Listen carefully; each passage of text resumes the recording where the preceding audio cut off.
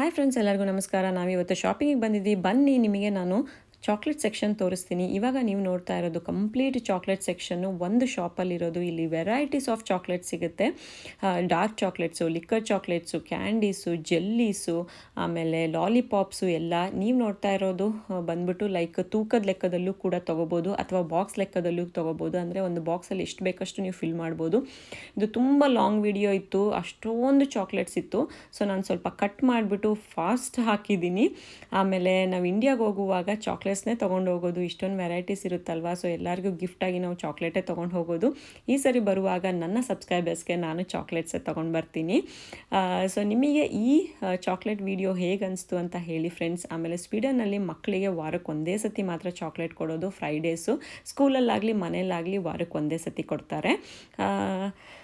ಅಷ್ಟೇ ಇವತ್ತಿನ ಈ vlog. Thank you for watching all my videos. See you in my next